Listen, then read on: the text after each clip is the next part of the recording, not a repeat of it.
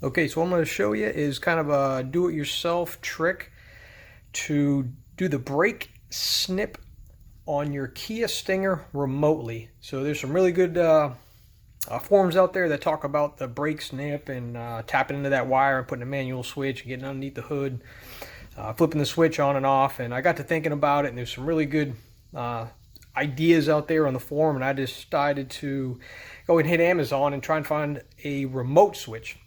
So I found one. This is it. I'll put a link below at the end of the video. You guys can go check it out. I think it was like $9. So this is it. Really simple device. It shows up with the remote control relay and key fob. 4 wires. You got a red and a black.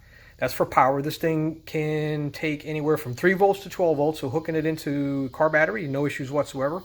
I think I'm going to hook up just a 9 volt battery to mine. The current draw on these is just a couple milliamps. A 9 volt will probably last you 2 or 3 years, so I'm really not too concerned, but more to follow on that on how I wire it into the car. But yep, that's where you put your hot lead and your ground. The other 2 are for your switch. So the way this comes, it is wired open, meaning there's no continuity between these 2 leads when it comes out of the box. Well, that's not good, because that means if there's no power to this or something happens to the fob, that brake snip is going to stay open, and you don't really want that.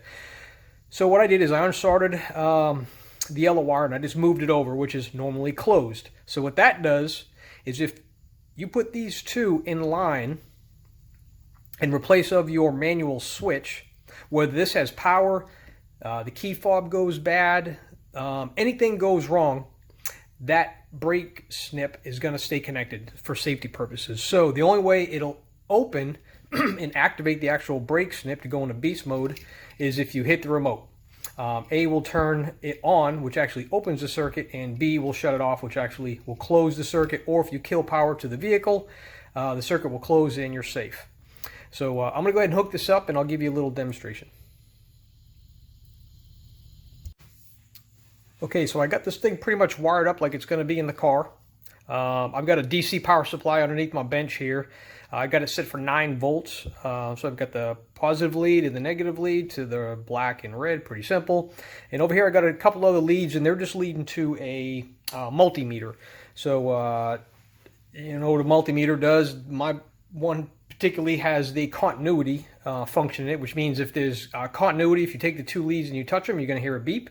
When the 2 leads separate, the beep goes away. So I've already applied power to this, and I've already shut it off, so I wouldn't have to talk over the beep. So what I'm going to do is actually put it back into its neutral state, which is normally closed. So I'm going to hit the B button. Okay, so what that means now, let me shut this back off. That's open. So what I did was I hit the B button, which closed it.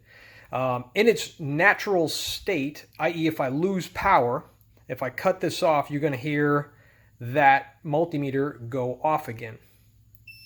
Okay, so it just released that latch. That's the safety thing about this, and that's why it's great.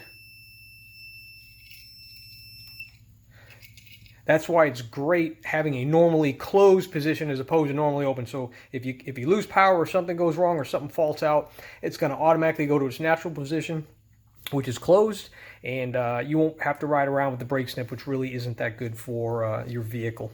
So that's it hooked up.